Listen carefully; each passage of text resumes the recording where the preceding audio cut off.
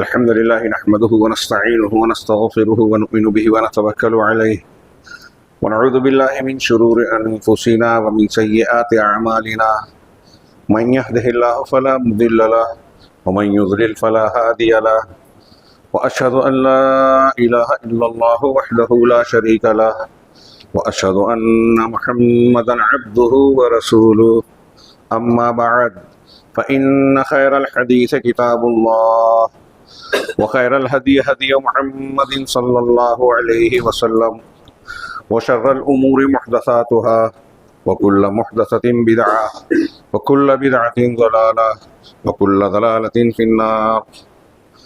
أعوذ بالله من الشيطان الرجيم. بسم الله الرحمن الرحيم. إن إبراهيم كان أمة قانتا لله حنيفا ولم يكن من المشركين شاكرا لأنعمه اجتباه وهداه إلى صراط مستقيم وآتيناه في الدنيا حسنة وإنه في الآخرة لمن الصالحين ثم أوحينا إليك أن اتبع ملة إبراهيم حنيفا وما كان من المشركين. محترم حاضرین، آج کے اس خطبہ جمعہ میں مجھے جس عنوان پر گفتگو کرنی ہے وہ ہے سیرت ابراہیم اور توحید. حضرت ابراہیم علیہ السلام کی سیرت کا تذکرہ کیوں کیا جائے، اسے ہم کیوں پڑھیں، بطور عنوان اسے کیوں اختیار کریں؟ آپ اس سوال پر جب غور کریں گے تو کئی طریقے سے، کئی پہلوؤں سے جواب ملے گا کہ کیوں نہ ہم ان آپ کی سیرت کے مطالعے پر مجبور ہوں، جبکہ اللہ رب العالمین نے سیدنا ابراہیم علیہ السلام کو قرآن مجید میں بطور نمونہ پیش کیا.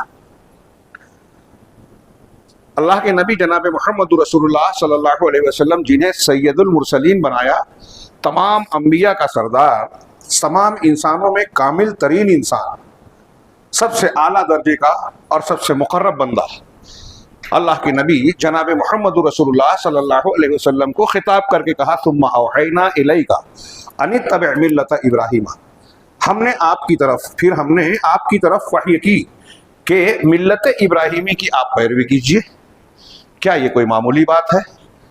پھر سیدنا ابراہیم علیہ السلام کا، آپ کے واقعات کا، زندگی کے مختلف پہلوؤں کا، آپ کی دعوت کا تذکرہ قرآن میں بار بار تکرار کے ساتھ ذکر کیا گیا.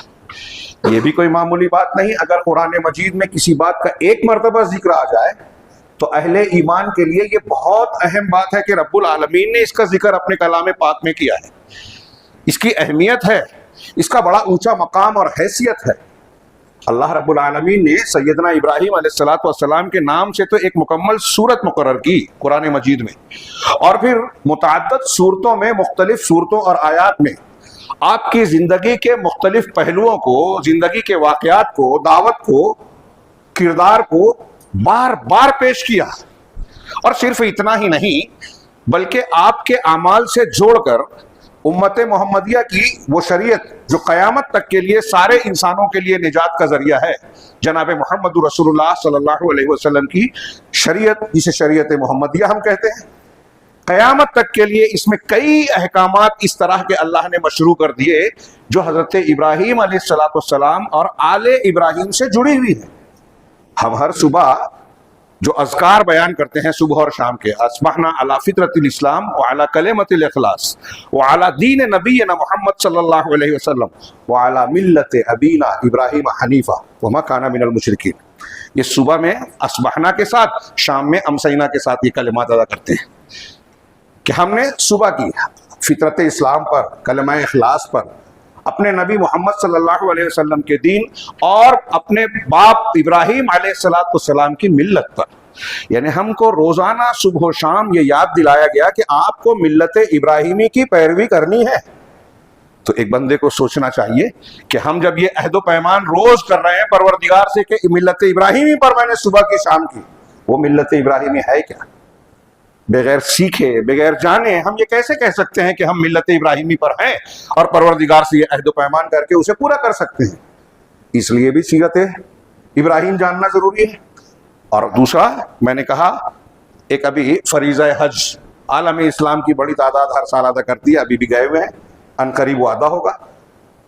اور پھر اس کے بالمقابل پوری دنیا کے مسلمان ان ایام میں جو ابھی ذی الحجہ کے پہلے عشرے میں جس میں ہم داخل ہو چکے ہیں، ہم اللہ کی کبریائی بیان کرتے ہیں. اس میں مشروع ہے، آپ جانتے ہیں، میں سرسری ذکر کروں، روایتوں کے پیش کرنے کا موقع نہیں، عنوان سے ہٹ جائے گی بات، کہ اس میں اس عشرے میں اللہ رب العالمین کو پورے سال کے کسی بھی دن میں، سال کے تمام ایام کے مقابلے میں اس عشرے کے دنوں میں عبادت کرنا، نیک عمل اللہ تبارک و تعالیٰ کے نزدیک سب سے زیادہ محبوب ہے.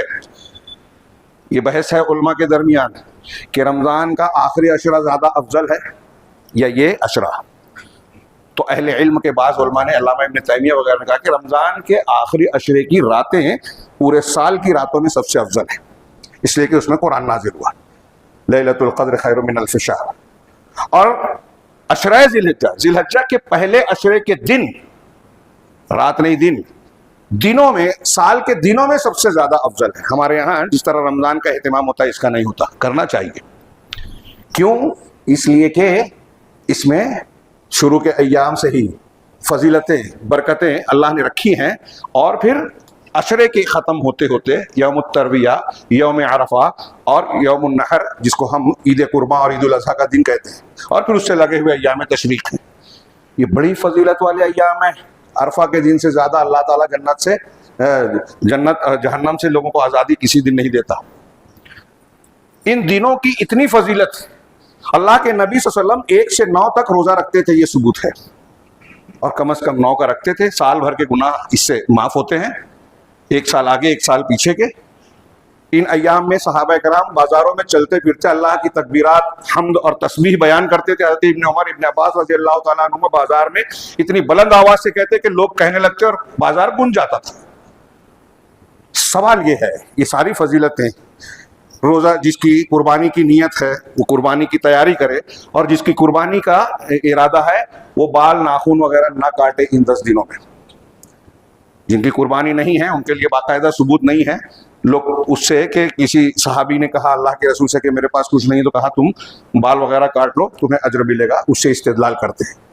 لیکن جن کی قربانی ہے ان کے لیے ضروری ہے، کیونکہ حاجیوں کی مشابہت اختیار کرنا ہے جو حالت احرام میں بال نہیں کاٹ سکتے، خوشبو نہیں لگا سکتے، سادہ کپڑا پہنتے ہیں، سلا ہوا کپڑا نہیں پہن سکتے، اور پابندیاں ہیں. میں یہ عرض کرنا چاہتا ہوں کہ یہ ساری برکتیں، فضیلتیں کیوں ہیں؟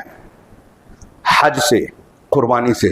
اس میں 2 عظیم الشان عبادت، ایام حج ایک رکن اسلام ہے، قربانی ایک عظیم الشان عبادت ہے جو پورے عالم اسلام میں ہر مستطیع انسان ادا کرتا ہے. اس قربانی کے آغاز اور اس کی تاریخ کیا ہے ہم جانتے ہیں. ہمارے باپ ابراہیم علیہ السلام اور ان کے بعد جناب محمد رسول اللہ صلی اللہ علیہ وسلم کی سنت اور طریقہ ہے. ابراہیم علیہ السلام کے اس عمل کو قیامت تک کے لیے اللہ نے مشروع قرار دے دیا. صرف آپ دیکھیے کہ ہمارے یہاں 2 عیدیں ہیں، دونوں عیدیں کسی نہ کسی بیک گراؤنڈ سے جڑی ہوئی ہیں. رمضان کے روزے رکھے تو عید الفطر، حج کیا یا قربانی کی تو عید الاضحیٰ، اور اس سے پہلے کے جو نیک اعمال ہیں. نیکیوں کے ساتھ خوشی جڑی ہوئی ہے، اور ان نیکیوں کی مناسبت جن بنیادوں پر رکھی گئی ہے، وہاں ایک جگہ نزول قرآن ہے، ایک جگہ سیدنا ابراہیم، آل ابراہیم کے واقعے اور سیرت سے جڑے ہوئے دروس و اسباق ہیں. وقت زیادہ نہیں ہے، میں نے یہ 2-3 مناسبتیں صرف یہ بتانے کے لیے کہ سیرت ابراہیم کے پڑھنے کی کیا ضرورت ہے. اور پھر جب قربانی حج کو ابراہیم علیہ السلام اور صفا مروہ کے درمیان زمزم کا کنواں، یہ سب بھی حضرت ابراہیم علیہ السلام اور آل ابراہیم کی زندگیوں اور ان کی قربانیوں سے جڑا ہوا ہے. آپ ہم جانتے ہیں، ابھی پڑھیں، ابھی تھوڑا سا تذکرہ ہوگا. اس کو اللہ تبارک و تعالیٰ نے جوڑ کے ان کی زندگی کو ہر سال ہمارے لیے تازہ کرنے کا انتظام کیا. ہم اور آپ میں سے بہت سے لوگ سوچتے ہیں کہ یہ واقعات تو ہم جانتے ہیں. حضرت ابراہیم علیہ السلام کے ساتھ کیا واقعہ ہوا، بیاب ہو گیا، وادی میں اپنی بیوی بچے کو چھوڑ کے آ گئے، وہیں سے زمزم کا چشمہ پھوٹا، وہیں مکہ کعبۃ اللہ بنا صفا اور مروہ کے درمیان ان کی تگ و دو کو اللہ نے مشروع کر دیا. قربانی کس وجہ سے ہوئی کہ حکم الہی سے حضرت اسماعیل علیہ السلام کی گردن پر چھری پھینک دی، پھیر دی حضرت ابراہیم نے، اگرچہ چلی نہیں، اللہ نے چلنے نہیں دی، تو اس کی یاد کر. یہ واقعہ ہم جانتے ہیں، لیکن اس واقعے کی روح کو ہم جانتے ہیں کیا؟ اس کی بنیاد پر ہم جانوروں کی قربانی تو کر رہے ہیں جو اللہ نے رسول اللہ صلی اللہ علیہ وسلم نے مشروع کیا ہے، لیکن سیدنا ابراہیم علیہ السلام کا وہ جذبہ، وہ ایمان، وہ یقین، اللہ تبارک و تعالیٰ کے حکم پر کی تعمیل اور اس کے لیے ہر قربانی دینے کے لیے تیار رہنا ہر وقت، کیا وہ ہمارے اندر ہے کیا؟ کسی پرسنٹ میں ہے کیا؟ جانور اچھا دیکھتے ہیں، اب تو حلال حرام کی بھی تمیز نہیں ہے، جو جتنا حرام کماتا ہے اتنی اچھی قربانی کرتا ہے بظاہر. تو کون سا حضرت ابراہیم کے طریقے پہ چل رہا ہے وہ؟ ظاہر کے دین کو ہم نے اختیار کر لیا ہے. تو عرض یہ کرنا ہے کہ سیدنا ابراہیم علیہ السلام کی سیرت کا پڑھنا، پڑھانا، سیکھنا، سکھانا بچوں کو، مردوں کو، عورتوں کو، سب کو بہت ضروری ہے. اسی لیے اللہ نے یہ دورانیہ بنایا، قرآن میں بار بار ذکر کیا. اور آپ غور کریں، حضرت ابراہیم علیہ السلام کی زندگی میں کئی خطبے جمعہ کے کئی مہینوں میں دیتا رہوں، پھر بھی دروس اسباق ختم نہیں ہوں گے، چھوٹے بڑے جو قرآن نے ذکر کیا، حدیثوں میں مذکور ہے کہ حضرت ابراہیم علیہ السلام ہم سرسری طور سے تذکرہ کریں. اور میں یہ چاہوں گا کہ جو واقعات آپ اور ہم جانتے ہیں اس کی گہرائی میں جا کے آپ اور ہم یہ غور کریں کہ آج کی ہماری زندگی میں سیرت ابراہیم علیہ السلام سے کیا دروس اسباق نصیحتیں ملتی ہیں. آپ اگر غور سے دیکھیں گے تو لگے گا کہ اگر فلسطین کا مسئلہ ہے، ہمارے گھروں پر بلڈوزر چل رہے ہیں، ہمارے خلاف سازشیں ہو رہی ہیں، ہم پر حملے ہو رہے ہیں، ہمارے بچوں کو شکار کیا جا رہا ہے، ہمارے بچوں کی تربیت بری ہو رہی ہے، ماں باپ کو یہ فکر ہے کہ بچے ہاتھ سے نکل رہے ہیں تو ان کے لیے کیا کرنا چاہیے. ان سارے امور کے لیے میں نے 2-4 چیزیں بیان کی ہیں. زندگی کے ہر پہلو میں آپ کو ملت ابراہیم میں کچھ نہ کچھ درس ملے گا، اور زبردست سٹیک ایسا درس جس کو ہم نے اختیار کیا تو ہماری زندگی سنور جائے، ہمارے بچے سدھر جائیں، دنیا ہی نہیں آخرت بھی. یہ کوئی ہوائی بات میں نہیں کہہ رہا ہوں. اللہ کا کلام جناب محمد رسول اللہ صلی اللہ علیہ وسلم کی سیرت طیبہ اور سنت اور آپ کی تعلیمات اس کی گواہ ہیں. کیسے؟ آپ تھوڑا سا غور کیجئے. میں بہت ہی اختصار سے کچھ باتیں عرض کر پاؤں گا، محدود وقت ہے. آپ اور ہم غور کریں، سیدنا ابراہیم علیہ السلام کی ولادت عراق میں بابل، کنعان، حران، یہ ایک جگہ سے دوسری جگہ منتقل ہوئی. اس تفصیل میں نہیں جاتا کہ جگہ کون سی تھی جہاں ولادت ہوئی، پھر دوسری جگہ گئے. عراق کا علاقہ تھا، آپ کی ولادت ہوئی. جہاں آپ کی ولادت ہو رہی ہے وہ قوم کیا تھی؟ شرک اور کفر میں ڈوبی ہوئی تھی. ستارہ کواکب کی پرستش کرتی تھی، ستاروں کو پوجتی تھی، اور ستاروں مظاہر قدرت کے مختلف تعلق سے بدعقیدگیوں کی حامل تھی کہ یہ فرشتوں کی پرتوں ہیں، اور ان ستاروں کے عمل اور کام کی بنیاد پر اپنے ذہن و دماغ سے ان کی شکل صورت میں مورتیاں بنا لی تھی، بتوں کی پوجا بھی کرتے تھے. اور حضرت ابراہیم علیہ السلام جس گھر میں ولادت پاتے ہیں، خود اس گھر کا مکھیا آپ کے والد آزر، جن کے بارے میں کہتے ہیں کہ ان کا نام طارق تھا، اور 10 سلسلے میں جائے تو نوح علیہ السلام سے 10ویں سلسلے میں ملتے ہیں. تو آزر جو باپ تھا وہ خود بت گر تھا، بت بنانے والا، ہم سب جانتے ہیں. اب تھوڑی دیر کے لیے سوچئے کہ آج ہم میں سے کوئی شخص کسی مشرک گھر میں پیدا ہوتا ہے تو کیا ہوتا ہے؟ یہودی، نصرانی، ہندو دھرم، بدھ مذہب، فلاں مذہب وہ چھوڑیے. مسلمانوں میں ہم دیکھتے ہیں ایک آدمی شیعہ گھر میں پیدا ہوا، ایک صوفی کے گھر میں پیدا ہوا، ایک بریلوی اور قبر پرستوں کے گھر میں پیدا ہوا، ایک اہل حدیث کے گھر میں پیدا ہوا. تو جو جس گھر میں پیدا ہوا اپنے ماں باپ کے دین پر ہے. کیوں؟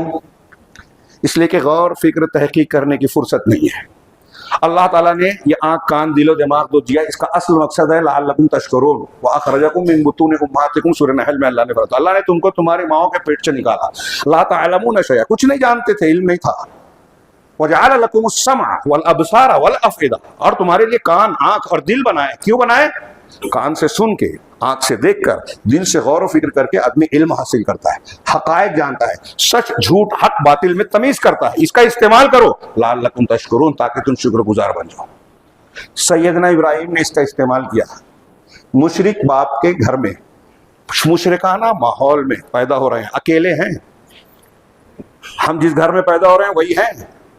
اگر اہل حدیث بھی ہیں تو جاننا چاہیے کہ کیوں اہل حدیث ہیں، ہمارے ماں باپ صحیح ہیں کہ نہیں ہیں.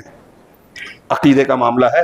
اللہ نے فطرت پر پیدا کیا ہے، دلائل بکھیرے ہیں، انبیاء کو بھیجا ہے، کتاب کو اتارا ہے، مذاق نہیں ہے. مقصد کے تحت ہم کو زندگی دی ہے، یوں ہی چلنے پھرنے، کھانے پینے کے لیے، جانوروں کے طور پر زندگی گزارنے کے لیے نہیں. کچھ بھی کھاؤ، کچھ بھی پیو، کچھ بھی کرو، نہیں.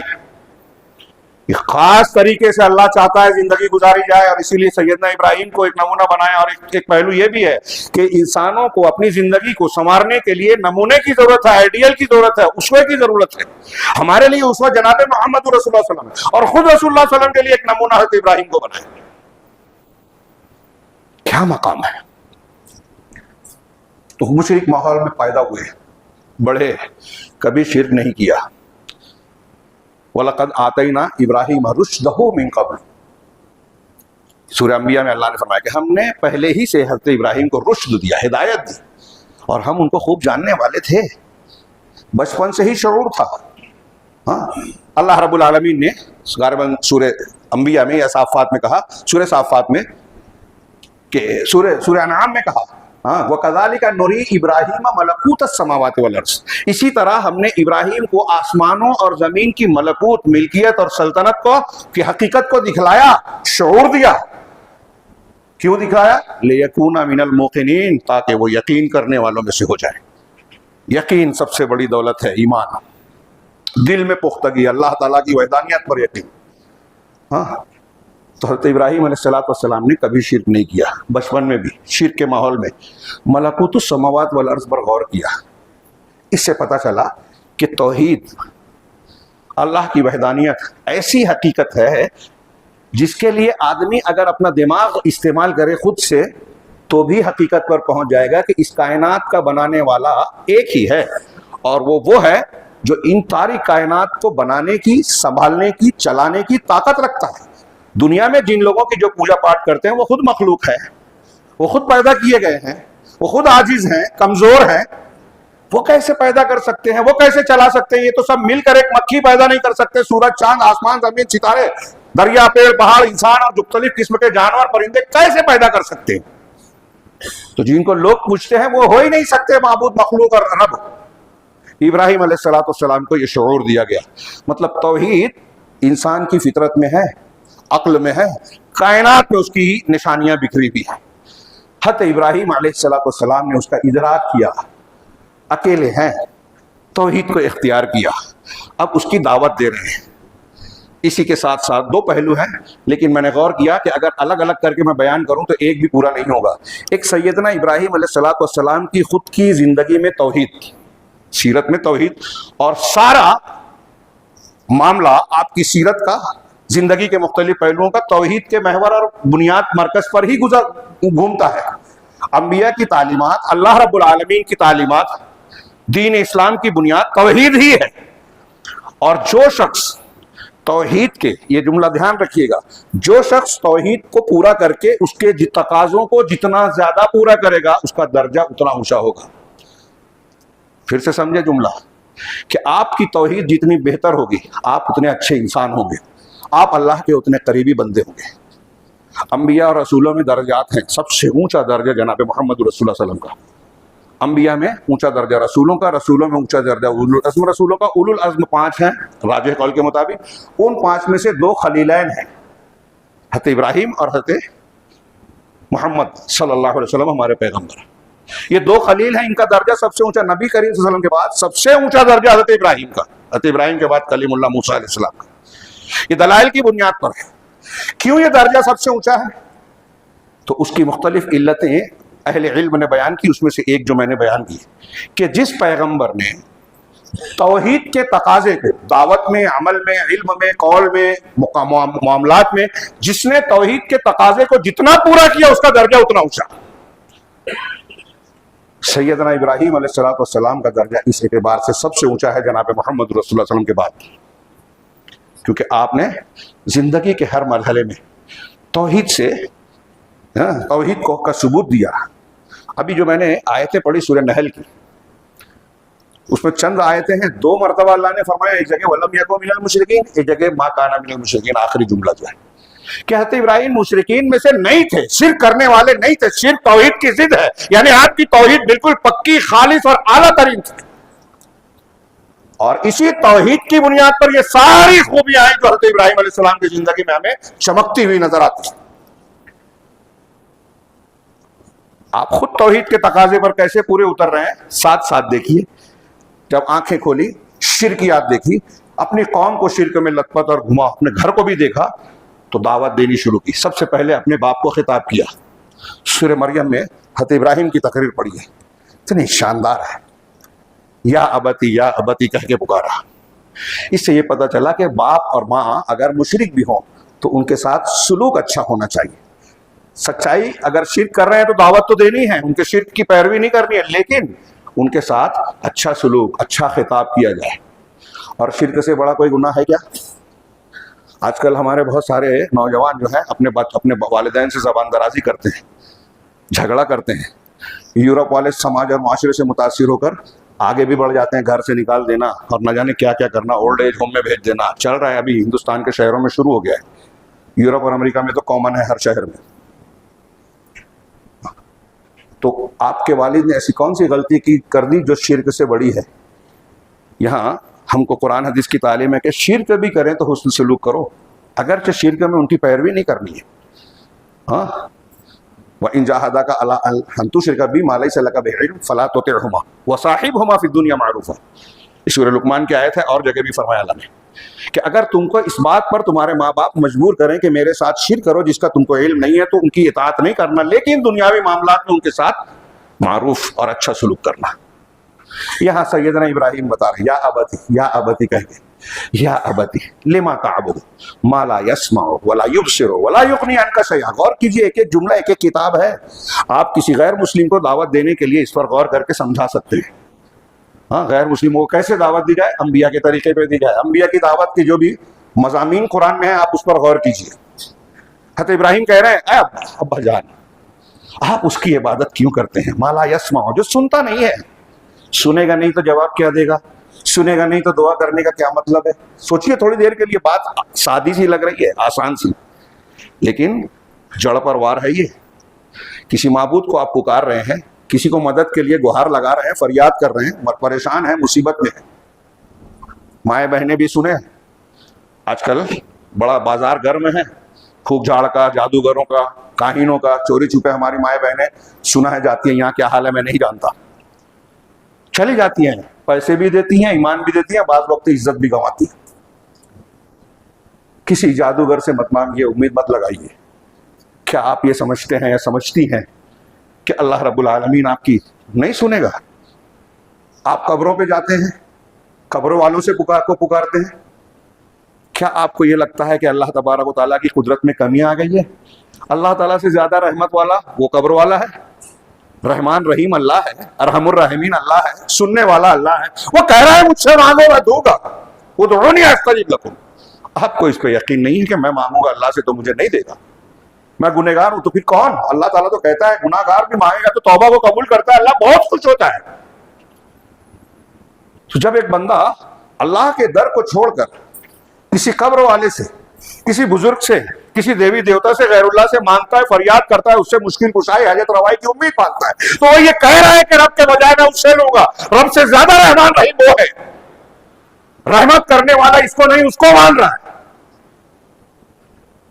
حضرت ابراہیم کہہ رہے ہیں آپ اس سے کیوں مانگ رہے ہیں، کیوں عبادت کر رہے ہیں؟ ابا جان ما لا يسمع ولا يبصر، نہ سنتا ہے نہ دیکھتا ہے، ولا یغنی عنک شیئا، اور نہ آپ کو کوئی فائدہ نفع پہنچا سکتا ہے. یا ابتی، آگے کہا یا ابتی انی قد جاءنی من العلم ما لم یاتک فاتبعنی اہدک صراطا سویا. ابا جان میرے پاس علم آیا ہے جو آپ کے پاس نہیں ہے. غور کیجئے کیا پیارا انداز، اور کیسی اس میں کئی سبق ہیں. بیٹے ہیں باپ سے کہہ رہے ہیں ادب کے ساتھ، ابا جان میرے پاس علم آیا ہے لہٰذا میری اتباع کیجئے. اس سے پتہ یہ چلا کہ جس کے پاس علم ہے اس کی بات ماننا. علم سے مطلب دلیل ہے. دلیل کے بغیر کوئی بولے، ہوا میں اڑتا ہو، پانی پہ چلتا ہو، عشاء کے وضو سے فجر کی نماز، فجر کے وضو سے عشاء کی نماز پڑھتا ہو، بہت ساری دعائیں بتائی ہیں. ارے اتنے بڑے بزرگ ہیں، ان کا تجربہ ہے. کتنے بڑے بھی بزرگ ہوں، کسی کا تجربہ جناب محمد رسول اللہ صلی اللہ علیہ وسلم کی سنت کے مقابلے میں کوئی حیثیت نہیں رکھتا. دماغ میں رکھ لیجئے. اور سنت کی اتباع کا جو اجر و ثواب ہے، کسی کے تجربے کو ماننے کا وہ ثواب نہیں ہے، وہ حیثیت نہیں ہے. شریعت نہیں ہے کسی کا عمل. بہت بڑے عالم ہیں ہم مان لیتے ہیں، لیکن اس عالم نے کوئی بتایا کہ نماز ایسے پڑھو، فلاں ذکر اور دعا کرو، اور اس میں ہم کو اللہ کے رسول وسلم کی وہاں کوئی دعا ذکر ملتی ہے تو ہم اللہ کے رسول وسلم کی لیں گے. مومن ایسا ہونا چاہیے. حضرت ابراہیم کہہ رہے ہیں میرے پاس علم آیا ہے لہٰذا میری بات مانیے. اگر علم چھوٹے کے پاس ہے تو بڑے کو اس کی اتباع کرنی چاہیے. یہ بھی نوٹ کیجیے. حضرت ابراہیم علیہ السلام کے باپ تھے آزر. حضرت ابراہیم کہہ رہا ہے کہ علم چونکہ میرے پاس ہے, میرے پاس دلیل ہے, اس لیے آپ کو میری بات ماننا چاہیے. تو تقلید نہیں ہوگی. وہ اونچا ہے, وہ بڑا ہے تو اس کی تقلید کی جائے, نہیں, وہ چھوٹا ہی صحیح, علم ہے, دلیل ہے, اس کی بات مانی جائے گی. نوٹ کیجئے, ٹائم نہیں ہے کہ میں اس کی تفصیل میں جاؤں, بہت اہم ضروری چیز ہے. کتنے لوگ آج مسلمان مسلکی اختلافات میں اگر یہ بنیاد سمجھ لے تو مسلکی جھگڑا بہت سا ختم ہو جائے. سنت آ جائے, رسول کی بات آ جائے تو یہ علم ہے, قرآن کی دلیل آ جائے یہ علم ہے. اب کوئی فلاں بزرگ بابا بولتے ہیں, ان کی رائے ہے, ان کا کشف ہے, ان کا اجتہاد ہے, ان کا خواب ہے, ان کا فلاں ہے, ان کا ڈبا ہے, باپ دادا کی روایت ہے, پورا شہر کرتا ہے, کوئی حیثیت نہیں ہے. سنت کو مانیں گے اس لیے کہ وہ دلیل اور علم ہے. انی قد جاءنی من العلم ما لم یأتک, ابا جان میرے پاس وہ علم آیا ہے جو آپ کے پاس نہیں ہے. فاتبعنی, لہذا میری بات مانیے, اتباع کیجیے. اہدک صراطا سویا, میں آپ کو سیدھا درمیانی راستہ بتاؤں گا جو سچا سیدھا ہے, جنت میں لے جانے والا ہے. یا ابت لا تعبد الشیطان ان الشیطان للرحمن عصی. ابا جان شیطان کی عبادت مت کیجیے. اللہ کو چھوڑ کر آدمی جس کی بھی عبادت کرے وہ اصل میں شیطان کی عبادت ہے. شیطان کی عبادت مت کیجیے. شیطان تو رحمان کا بڑا نافرمان ہے. رحمان کہا, اللہ نہیں کہا. یعنی رحمان جس کا احسان و کرم ہے, جو رحم اور رحمت کا سارا معاملہ ہم سے کر رہا ہے, اس کی نافرمانی کرتا ہے. کتنی بڑی بغاوت اور دغا بازی ہے. اللہ تعالیٰ جو رحمان اور رحیم ہے اس کو چھوڑ کے آپ دوسروں کے در پہ جھکتے ہو. کتنی بڑی بے وفائی ہے. جو آپ پر احسان کرے آپ اس کے ساتھ بے وفائی کریں. ایک شوہر اپنی بیوی کے ساتھ سب کچھ کرے اور وہ بیوی کسی اور سے تعلق رکھے تو وہ شوہر برداشت کرے گا کیا؟ دنیا کا کوئی انسان اس کی غیرت اس کو بولے گی کہ ٹھیک ٹھاک ہے؟ حالانکہ شوہر نے بیوی کو پیدا نہیں کیا, پالا پال پوس کر بڑا نہیں کیا. اللہ نے تو ساری نعمتیں دی, سب کچھ وہ دیتا ہے. اس کو چھوڑ کے کسی اور کے آگے جھکو تو اس عورت سے کہیں زیادہ بے وفا وہ مشرک ہے. جو اللہ کو چھوڑ کر کسی اور سے مانتا ہے, کسی اور کے سامنے جھکتا ہے, کسی اور کی ستائش کرتا ہے, اللہ کا درجہ دیتا ہے. وہی کہہ رہے حضرت ابراہیم. آگے کہا, آگے ایک جملہ اور کہا کہ ابا جان ہاں میری یہ بات مان لیجیے, ہاں میں جو ہے آپ کو سیدھے راستے کی طرف رہنمائی کر رہا ہوں. نتیجے میں آزر نے جو ہے ان کو گھر سے نکال دیا. نہیں مانا تو میں تم کو رجم کر دوں گا, گھر سے نکال دوں گا. ابراہیم علیہ السلام دعوت سے پلٹ نہیں گئے کہ ارے کیا ہوگا, میری نوکری چلی جائے گی, میرا گھر ٹوٹ جائے گا. آج کل بہت سے لوگ یہ سوچ کے توحید اور دین کو اختیار نہیں کرتے. توحید کے لیے گھر قربان. پھر قوم کو خطاب کیا 2-3 جگہوں پر. قوم سے خطاب والے بیانات حضرت ابراہیم علیہ السلام و ابراہیم اذ قال لقومہ اعبدوا اللہ واتقوہ. جب ابراہیم نے اپنی قوم سے کہا کہ لوگوں اللہ کی عبادت کرو اور اس سے ڈرتے رہو, ذالکم خیر لکم ان کنتم تعلمون, یہ تمہارے لیے بہتر ہے اگر تم علم رکھو. انما تعبدون من دون اللہ اوثانا وتخلقون افکا, کہ تم اللہ کے سوا کچھ بتوں کی پرستش کرتے ہو اور جھوٹ گڑھتے ہو. جھوٹ کہ یہ ہم کو اولاد دے دیں گے, یہ غوث ہیں, یہ غریب نواز ہیں, یہ اولاد دینے والے ہیں, یہ مشکل کشا ہیں. یہ جھوٹ ہے. اللہ کے سوا کوئی نہیں ہے یہ سب. تخلقون افکا, تو کیا سمجھتے ہو؟ دوسری جگہ میں کیا تم وما ظنکم برب العالمین, رب العالمین کے بارے میں تمہارا کیا خیال ہے؟ تم کو ایسے ہی چھوڑ دے گا؟ گستاخیاں کرتے رہو. چھوڑیے, سوچیے تھوڑی دیر کے لیے.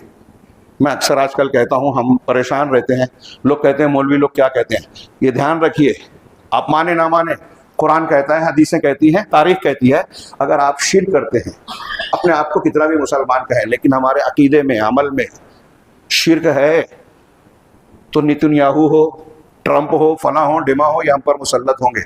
ان سے بہت چھوٹی چھوٹی طاقتیں ہجومی تشدد میں ہمارے نوجوانوں کو مار ڈالیں گی, کوئی پوچھنے والا نہیں رہے گا. مسلمانوں کے لیے سب سے بڑا مسئلہ ہے شرک اور بدعت, اللہ کی نافرمانیاں, شریعت سے بغاوت, شریعت کو کھلواڑ بنانا, جو ہمارے یہاں آج قدم قدم پر ہے. ہم دنیا کی باتیں کرتے ہیں, حل کی تلاش کرتے ہیں, سنجیدہ ہوتے ہیں کہ ارے مسلمانوں کے گھروں پر بلڈوزر چل گیا, مسلمانوں کے ساتھ ظلم ہو رہا ہے, قانون بن رہا ہے, اوقاف پر نظر ہے, جھوٹا قانون بنا, غلط قانون بنا لیا گیا. سب چلا رہے ہیں, سب کر رہے ہیں. میں بار بار کہتا رہا ہوں کہ ہم وہ نہیں کرتے جو اللہ اور رسول نے کہا ہے. حضرت ابراہیم علیہ السلام کے سیرت کو ہمارے لیے نمونہ ایسے ہی نہیں بنایا، ان معاملات میں بھی اس میں سبق ہے۔ آپ سوچیے، حضرت ابراہیم علیہ السلام کی زندگی کو دیکھیے، میں جو بیان کر رہا ہوں اس کو سامنے رکھیے، ہم اسے اختیار کریں اللہ کی مدد ملے گی۔ کیسے؟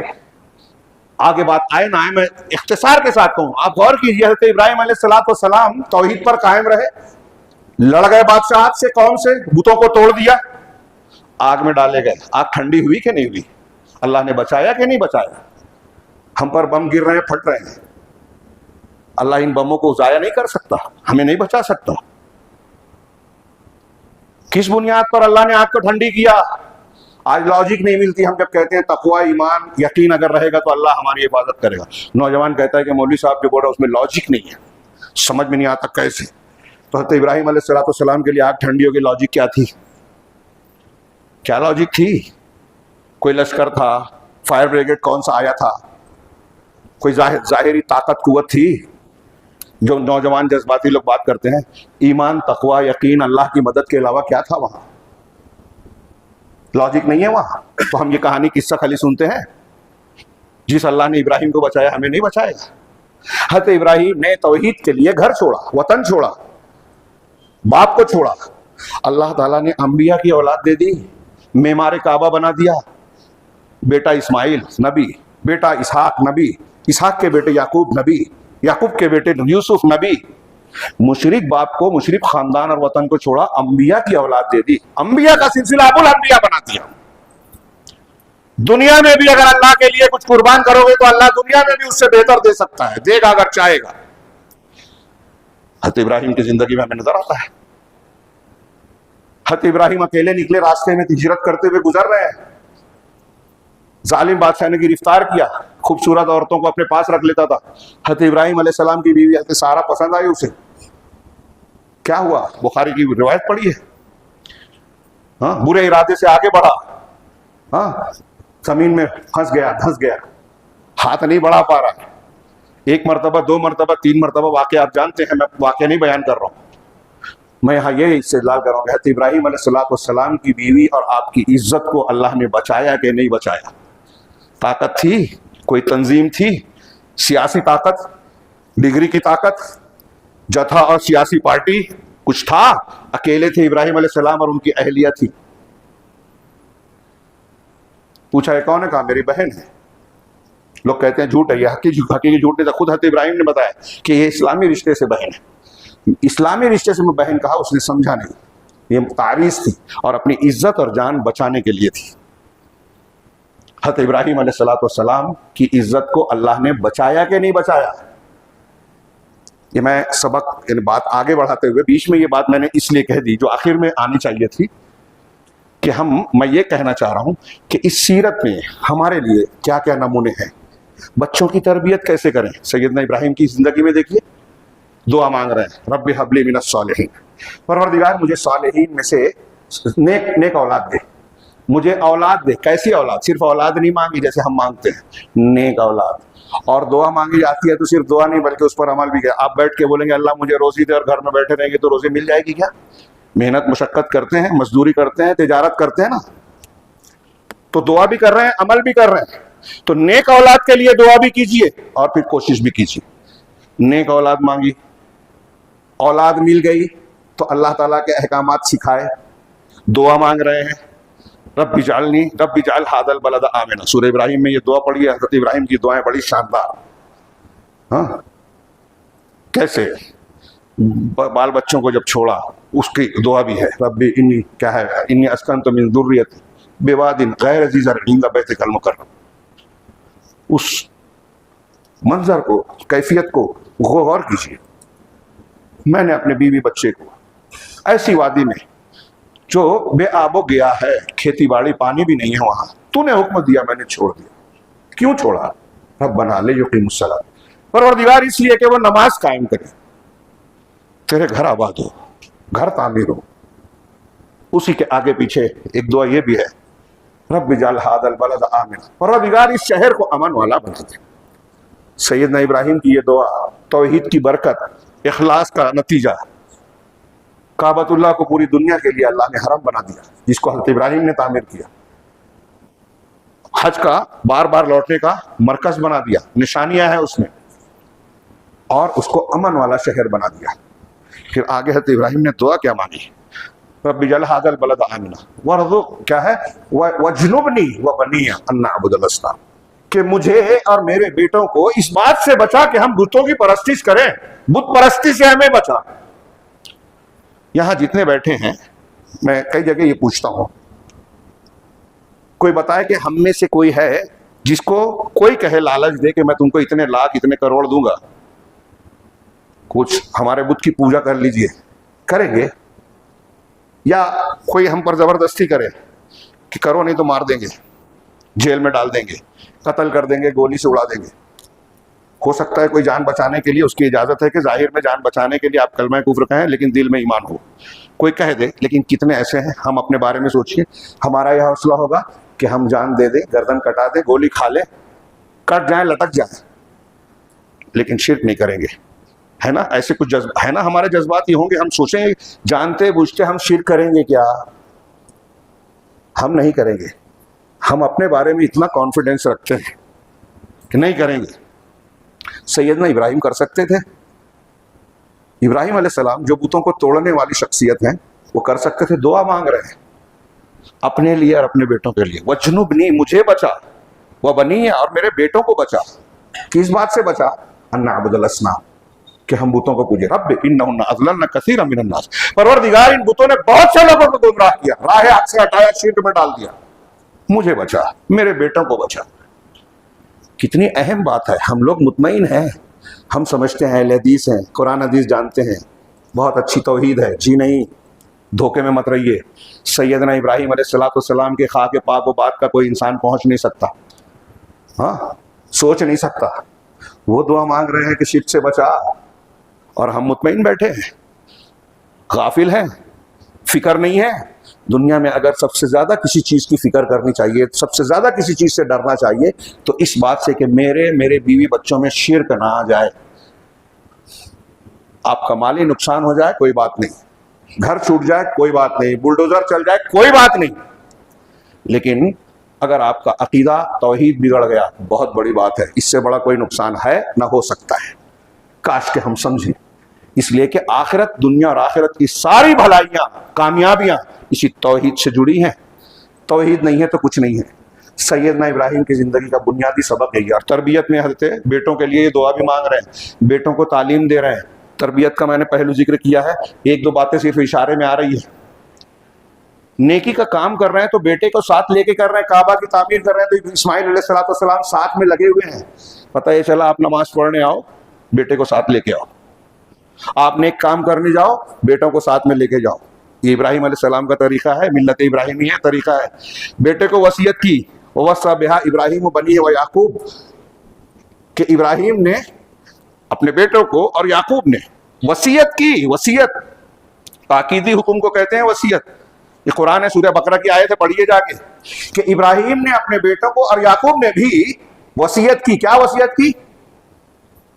ان اللہ اصطفیٰ لکم الدین فلا تموتن الا وانتم مسلمون، کہ بیٹو دیکھو، یا بنیا، بیٹو، ان اللہ اصطفیٰ لکم الدین، اللہ نے تمہارے لیے الدین، ایک دین کو، اسلام کو، توحید والے دین کو منتخب اور پسند کر لیا ہے۔ فلا تموتن الا وانتم مسلمون، تو یاد رکھو تمہاری موت ہرگز نہ آئے مگر اسی حالت میں کہ تم مسلمان رہو، جب بھی مرو تو مسلمان مرنا۔ موت کے استقبال کے لیے ہر وقت تیار رہنا، اس کے لیے ہر وقت اپنے آپ کو مسلمان رکھنا، شرک سے محفوظ رہ کے توحید پر قائم رہنا۔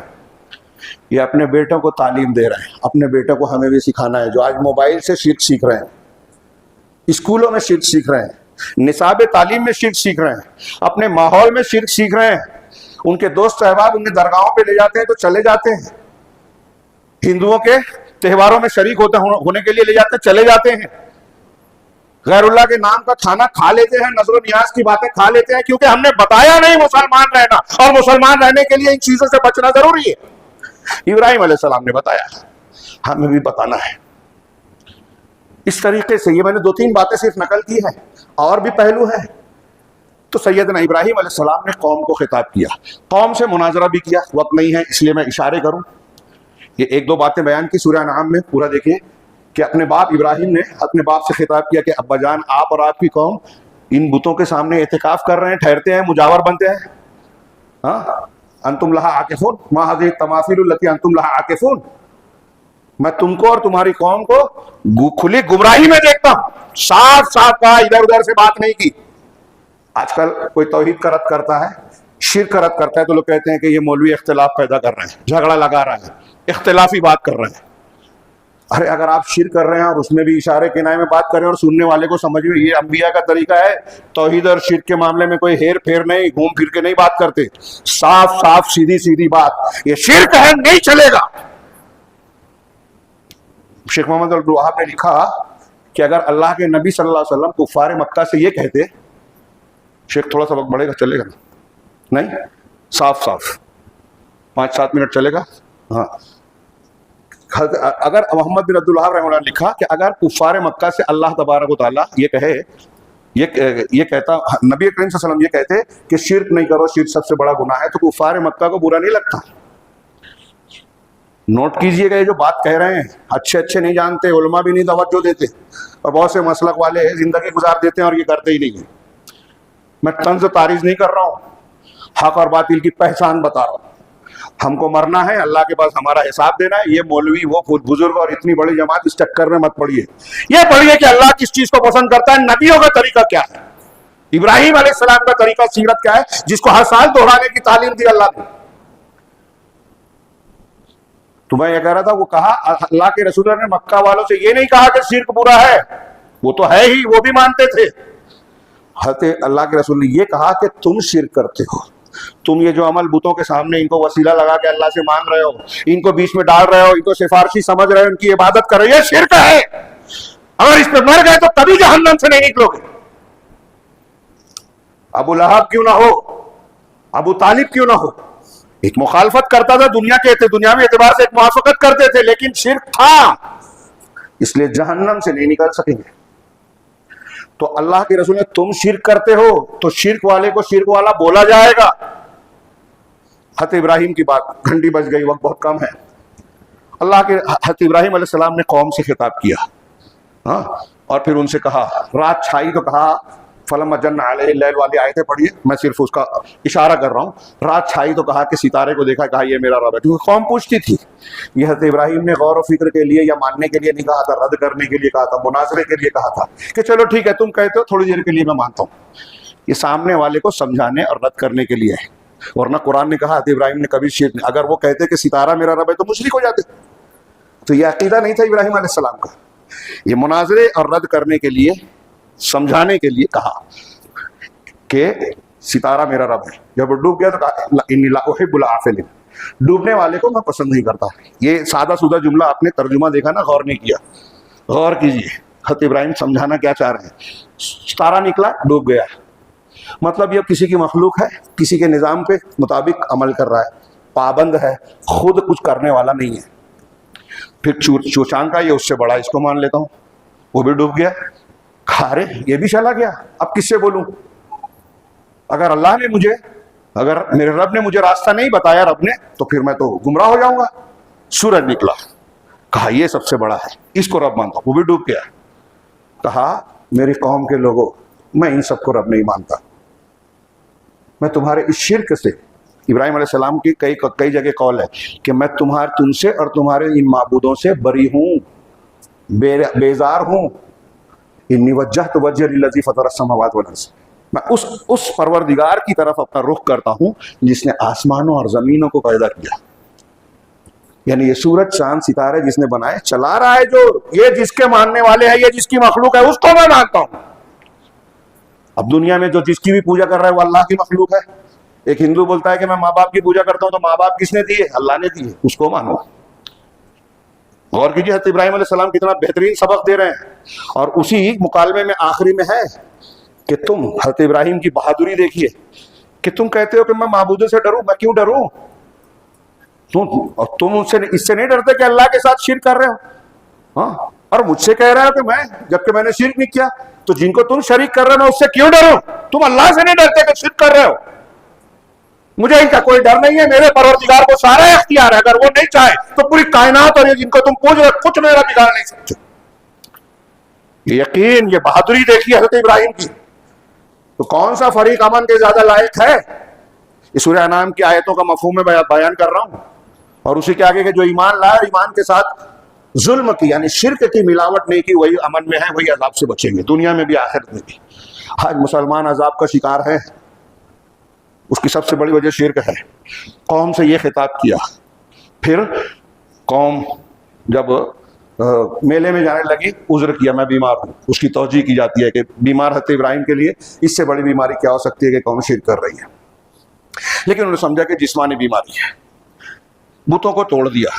اس سے یہ بھی پتہ چلا کہ جترا میں غیر مسلموں کے تہوار میں میلے میں شریک نہیں ہونا چاہیے۔ ابراہیم علیہ السلام نہیں گئے تھے، یہ ملت ابراہیمی ہے۔ ہمارے یہاں یکجہتی کا مظاہرہ کر کے لوگ اس سب چیزوں میں بہت نرمی برتتے ہیں، مداہنت کرتے ہیں، کوتاہی۔ حضرت ابراہیم نے بتوں کو توڑا، واپس آئے، پوچھا یہ کس نے توڑا؟ ایک کو چھوڑا، بڑے والے کو کلہاڑا ڈال دیا۔ سورہ انبیاء سورہ صافات میں واقعہ پڑھ لیجئے، صرف کہانی نہیں ہے، اس میں حضرت ابراہیم کی تدبیر ہے۔ آج ہم توڑتے نہیں ہیں، توڑ نہیں سکتے ہیں، کیونکہ حضرت ابراہیم علیہ السلام کے پہلے اسٹیپس جو دعوت و تبلیغ کے جو میں نے ابھی تھوڑے تھوڑے اشارے کیا، ہم کیا کیا؟ آج نوجوان ہمارے بات کرتے جہاد کرو، یہ کرو، وہ کرو۔ بتوں کو توڑ کے بتائیے، پکی قبروں کو توڑ کے بتائیے، آپ کے شہر میں جو ہے کوئی توڑے گا؟ یہ بولتے ہیں کہ توڑیں گے تو فساد ہوگا۔ ہاں، اگر بڑا نقصان ہے اور فائدہ نہیں مل رہا ہے تو یہ ایسا کرنا حرام ہے، چاہے صحیح کام ہو۔ حضرت ابراہیم نے جب توڑا تو سارے اسٹیپس کر چکے تھے اور اس کے رد عمل کے لیے سامنا کرنے کو تیار تھے۔ نقصان نہیں تھا کہ دوسرے مسلمانوں کو مارا کاٹا جائے گا، اس زمانے میں کوئی یہ ڈر نہیں تھا۔ تو پھر کہا ان لوگوں نے کہ ارے ایک نوجوان ہے یقال لہ ابراہیم، اس کو ابراہیم کہا جاتا ہے، وہ ان کا ذکر کر رہا تھا۔ تاللہ لاعقیدن اصنامکم، والا جملہ سورہ انبیاء میں ہے۔ ان کو حاضر کرو، بلایا گیا، پوچھا گیا کیا تم نے کیا کہا؟ بڑے والے نے کیا، پوچھ لو۔ اس کو بھی حضرت کہا جاتا ہے کہ جھوٹ ہے، یہ جھوٹ لغوی طور پہ کہا جاتا ہے، حقیقت میں جھوٹ ہے نہیں، کیونکہ حضرت ابراہیم کا مقصد سمجھانا تھا اور انہوں نے مانا بھی نہیں۔ کہا آپ جانتے ہیں کہ یہ بولتے نہیں ہیں، تو پھر کہا اوف ہے تم پر، جو اپنے آپ کو نہیں بچا سکتے وہ تم کو کیا بچائیں گے؟ وہ تمہاری کیا سنیں گے؟ تم ایسے لوگوں کی پوجا کرتے ہو۔ قوم کی سمجھ میں آیا، لیکن بڑے پنڈت نے پھر کہا ارے تم کو باپ دادا کے دین سے پھر آ رہا ہے۔ مشرکین کا، باطل پرستوں کا بہت بڑا سہارا یہ ہے کہ باپ دادا یہ کرتے تھے، انبیاء کی دلیلوں کو رد کر دیتے ہیں۔ انبیاء نے اتنی محنت سے سمجھایا، پانی پھیر دیا، سب نے مانا اور کہا کہ اپنے معبودوں کی مدد کرنا ہے تو ان کو جلا دو، آگ میں ڈال دو۔ آگ جلائی گئی، ڈالا گیا، کیا ہوا؟ یا نارو قلنا یا نارو کونی بردم و سلاما علی ابراہیم، اللہ نے کہا اے آگ تو ابراہیم پر ٹھنڈی ہو جا، سلامتی والی بن جا۔ یہ معجزہ تھا حضرت ابراہیم کا، چھوٹی بات نہیں ہے، یہ کہانی نہیں ہے، واقعہ ہے۔ اور ایسے ہی کہانی قصے کے لیے نہیں سنایا گیا، ہمارے اور آپ کے لیے۔ آج ہم کو اور آپ کو بھی آگ میں ڈالنے کی کوشش کی جا رہی ہے، پورے غزہ کو جلا دیا گیا، کھنڈر بنا دیا گیا، بنایا جا رہا ہے۔ ہمارے شہر اور ملکوں میں بھی ہمارا عرصہ تنگ کیا جا رہا ہے، نوکریوں سے ختم کیا جا رہا ہے، اسکیمیں بنائی جا رہی ہیں کہ ان کے گھر، ان کو بے گھر بنا دیا جائے، ان کی معیشت کو تباہ کر دیا جائے۔ سب دکھ رہا ہے، سمجھ میں آ رہا ہے لوگوں کو۔ بچنا ہے تو ابراہیم کا آگ میں ڈالے جانے لگے، تب بھی ان کے زبان پر جو جملہ تھا، بخاری میں ابن عباس رضی اللہ عنہ کہتے ہیں کہ جب ابراہیم علیہ السلام کو آگ میں ڈالا جانے لگا اور اللہ کے رسول سے جب کہا جانے لگا کہ آپ کے خلاف لوگ جمع ہوئے، تو دونوں کا کلمہ ایک تھا، کیا تھا؟ حسبنا اللہ ونعم الوکیل، ہمارے لیے اللہ کافی اور وہ بہترین کا احساس ہے۔ یہ توحید، ہر حال میں اللہ پر اعتماد اور بھروسہ۔ نمرود سے مقابلہ ہوا ہے ابراہیم کا، توحید کی کتنی شاندار مناظرہ ہے، غور کیجئے۔ نمرود نے کہا، اس وقت کا بادشاہ کی آنکھوں میں آنکھیں ڈال کے توحید کی دعوت دے رہے ہیں ابراہیم علیہ السلام، ہم یہاں کسی ایک مشرک کو، دوستوں کو نہیں بول پاتے، ہاں، اور بیٹھ کے حکومتوں پر، علماء پر تنقید کرتے ہیں۔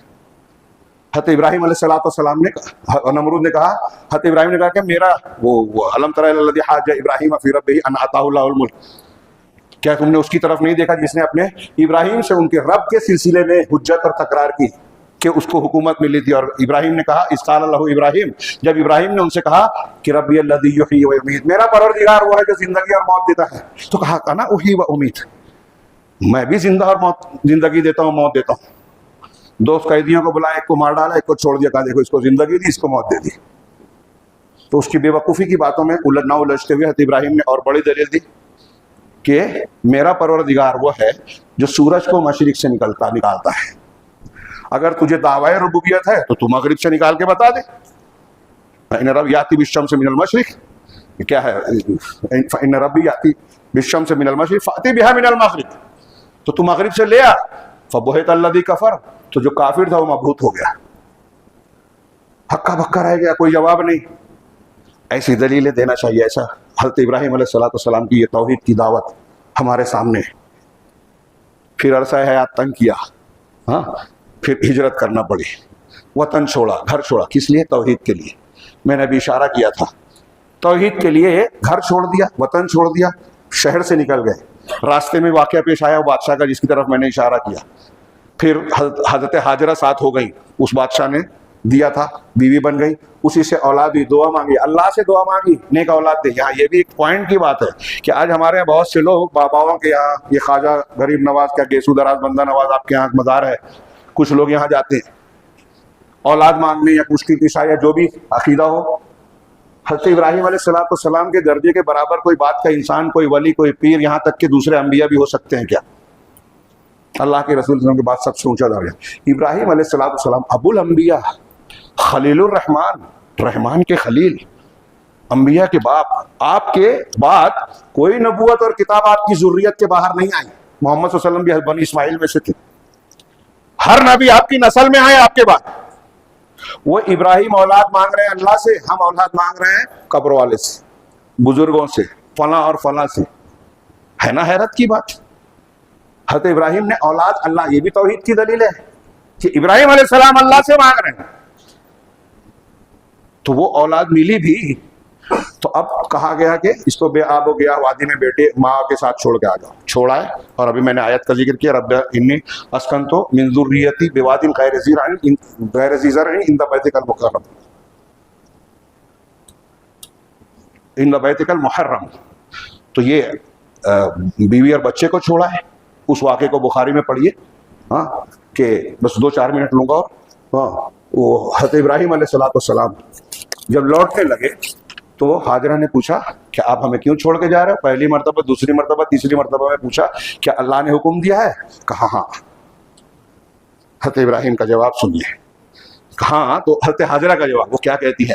اذن, بخاری کی روایت میں ہے, اذن لا یضیعون اللہ. مائیں بہنیں اگر سن رہی ہیں تو سنیں. حضرت ابراہیم کی بیوی ہماری ماں کیا کہتی ہے؟ حضرت ابو ہریرہ کہتے ہیں کہ یہ تمہاری ماں ہے. کہتی ہے کہ اگر ایسا ہے کہ اللہ نے آپ کو حکم دیا ہے تو پھر اللہ ہمیں ضائع نہیں کرے گا. کتنا یقین تھا اللہ پہ. پانی کی ضرورت ہوئی, صفا مروہ کے بیچ دوڑ رہے تھے, اللہ کو عادت پسند آئی, ہر حاجی اور عمرہ کرنے والے کے لیے اس کو فرض قرار دیا, رکن حج قرار دے دیا. اور انہی کے روتے ہوئے پیروں کے پاس سے حضرت جبرائیل حکم دیا, اور وہاں سے زمزم کا چشمہ پھوٹا جو آج تک دنیا کا سب سے بہترین پانی ہے, سڑتا نہیں, گلتا نہیں, شفا ہے اس میں, سائنٹیفک طور سے ثابت ہوا. اللہ نے وہ چشمہ پھوڑا. یہ یقین توحید کی علامت کہ اللہ نے کہا ہے اس کا حکم مانیں گے تو پھر کوئی نقصان نہیں ہوگا. بظاہر ہمیں نقصان تکلیف ہو رہی ہے. تھوڑی دیر کے لیے وہاں سوچئے کہ اس مقام پر جہاں کوئی انسان نہیں ہے, آبادی نہیں ہے, کھیتی باڑی نہیں ہے, پانی نہیں ہے, سوچئے ایک عورت اور ایک بچہ وہاں رہے گا, رات کا, دن کا, کوئی جانور آ جائے, ڈاکو آ جائے, فلاں آ جائے, کیسے کیسے خطرات ہوں گے. آپ شہر کے باہر اپنی بیوی بچی کو چھوڑ کے آئیے اکیلے میں جنگل میں, کیسا کیا کیا خطرات ہوں گے. چھوڑا ابراہیم علیہ السلام. یہ ہے توحید کے تقاضوں کو پورا کرنا. یہ قرآن میں اللہ نے کہا کہ جب اللہ نے کہا کہ اسلم, اسلام لے آؤ, مان جاؤ, قال اسلمت لرب العالمین. اس قال له ربه اسلم قال اسلمت لرب العالمین. میں رب العالمین کے سامنے جھکتا ہوں, اپنے آپ کو اس کے حوالے کرتا ہوں. یہ توحید ابراہیم علیہ السلام کی. جب جو کہا اللہ نے مان لیا. وَإِذِ ابْتَلَىٰ إِبْرَاهِيمَ رَبُّهُ بِكَلِمَاتٍ فَأَتَمَّهُنَّ. جب بھی اللہ نے ابراہیم کو چند کلمات سے آزمایا تو اس نے سب کو پورا کیا. جو حکم دیا سب مانا, کہیں چور چرا نہیں کی. ہم کون سی بات مانتے ہیں؟ نماز نہیں پڑھتے, ہم فرائض نہیں ادا کرتے, بیٹی بہو کو حق نہیں دیتے, حصے اور ترکہ تقسیم نہیں کرتے. کون سی توحید ہے ہماری؟ کیا نسبت ہے ابراہیم علیہ السلام سے؟ توحید تو یہ ہے کہ خدا حشر میں کہہ دے یہ بندہ تو عالم سے خفا میرے لیے, کوئی ناراض ہو, کسی کا ہم کو اپنا نقصان محسوس ہو, توحید یہ کہتی ہے ہم کو ماننا ہے, اللہ اور رسول کا حکم ہے, ماننا ہے. پھر آخر میں سب سے عجیب اور قریب قربانی, حضرت اسماعیل علیہ السلام کو اللہ تبارک و تعالیٰ نے جو ہے کہا کہ ان کو لے جاؤ, ذبح کر دو. انی ارا فی المنام انی اذبحک, بار بار واقعہ سنتے ہیں, میں دہرا نہیں تھا. خواب میں حکم ملا, جب انہوں نے حضرت اسماعیل سے کہا تو انہوں نے کہا کہ یا ابت افعل ما تؤمر. دیکھیے کیسی تربیت تھی. ابا جان جو حکم دیا گیا وہ کر لو. خواب دکھا اللہ نے, یہ کہہ رہا ہے منکرین حدیث غور کریں کہ حضرت ابراہیم نے خواب دیکھا, اسماعیل علیہ السلام کہہ رہے ہیں یار قرآن تو نہیں آیا نا, کوئی کتاب لکھی آئی کیا؟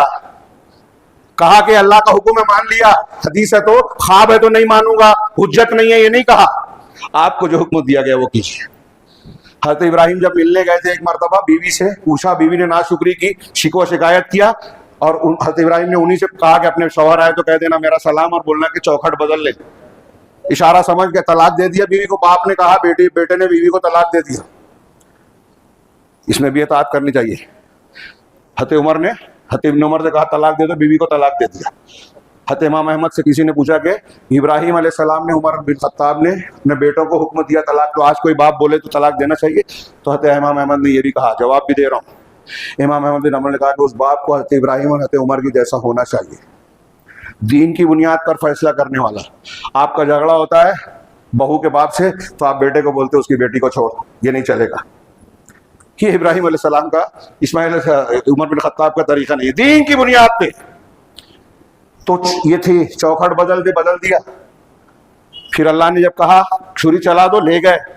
پورا واقعہ دیکھیے, حیرت انگیز واقعہ ہے, ناقابل فہم. ایک باپ اور ایک بیٹا اللہ کے حکم سے کاٹنے اور کٹنے کے لیے تیار ہے. فَلَمَّا تَلَّهُ لِلْجَبِينِ سورہ صافات میں اپنی پیشانی کے بل جب انہیں ڈال دیا اور پھر سکین چلائی, کیا منظر تھا. حواس دیوانہ دینا ہو ایا ابراہیم قد صدقت الرؤیا, کہ تو نے خواب کو, ابراہیم تو نے سچ کر دکھایا. اللہ تبارک و تعالیٰ نے اس کی جگہ جنتی مینڈا بھیجا, ابراہیم کو, اسماعیل کو ہٹا لیا. فَفَدَيْنَاهُ بِذِبْحٍ عَظِيمٍ, ایک عظیم ذبیحہ کو فدیے میں دیا. اور پھر اس کو وَتَرَكْنَاهُ, اس کے بعد والوں میں سنت وہی ہے قربانی جو آج ہم کرتے ہیں, اللہ نے ترک کر دیا. اور پھر اللہ تعالیٰ نے آگے کہا کہ ہم نے اس کے بعد ان کو بشارت دی, اسحاق, اور اسحاق کے بعد یعقوب کی.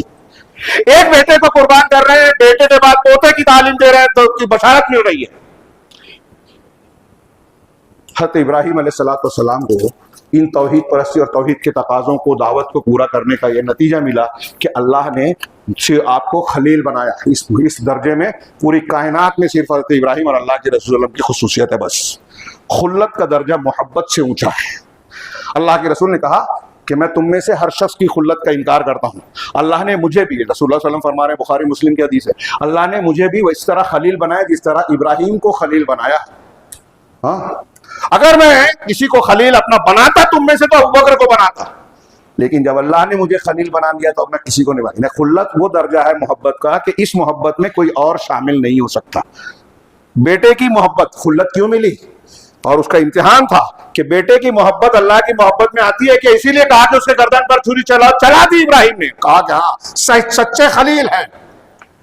ان کی توحید کا یہ نتیجہ تھا, پختگی کا نتیجہ تھا کہ اللہ نے انہیں خلیل بنایا, انہیں امام بنایا. انی جاعلک للناس اماما. اور یہ جو میں نے آیتیں پڑھی بس اس کا ترجمہ کر کے بات ختم کرتا ہوں. یہ ترجمہ ایک ایک جملہ, ایک ایک مضمون ہے. اللہ نے فرمایا کہ ان ابراہیم کان امہ, یقیناً ابراہیم ایک امت تھے.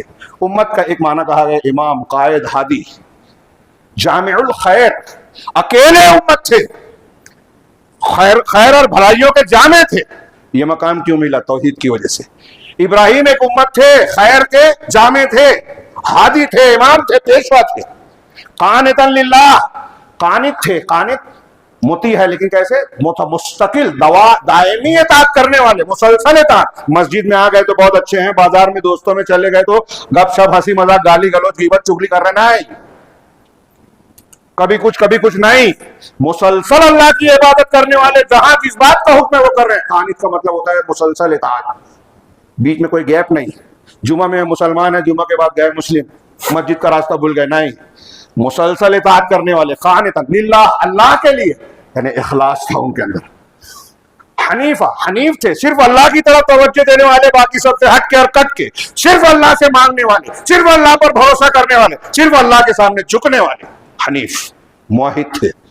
حنیف مسلمان تھے, اپنے آپ کو پورا اللہ کے حوالے کر دینے والے, فرما بردار.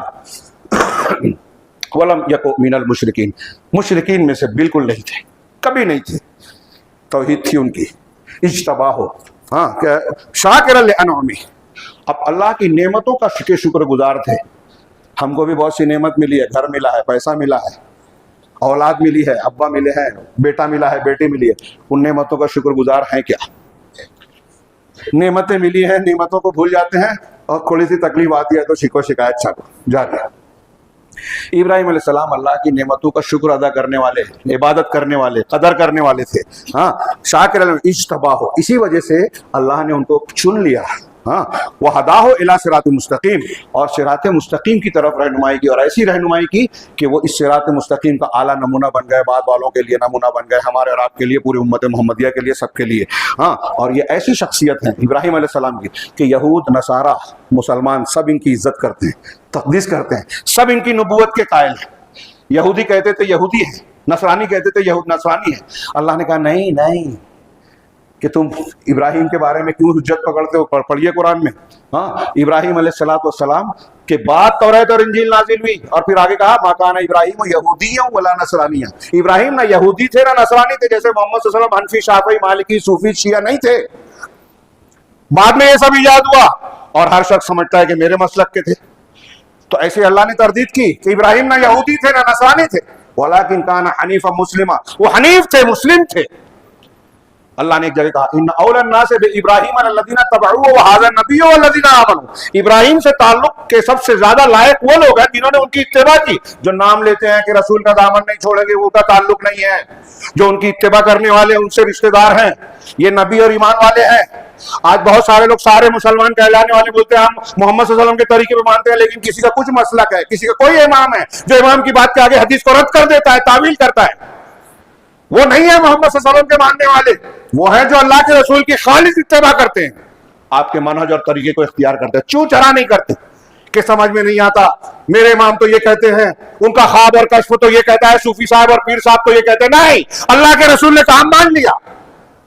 جیسے وہ کہتے تھے کہ ابراہیم علیہ السلام یہودی نصرانی، ویسے یہ سمجھتے ہیں کہ اللہ کے رسول محمد صلی اللہ علیہ وسلم صوفی تھے، حنفی تھے، شافعی تھے، مالکی تھے. نہیں، وہ مسلم تھے. یہ سب مسلک بات کے ہیں. قرآن جو اترا اور اللہ نے جو شریعت اتاری اسی کے ماننے والے تھے. تو اللہ نے کہا کہ اللہ نے ان کو صراط مستقیم کی ہدایت دی. ہاں، وآتیناہ فی الدنیا حسنہ، دنیا میں ہم نے ان کو حسنہ دیا.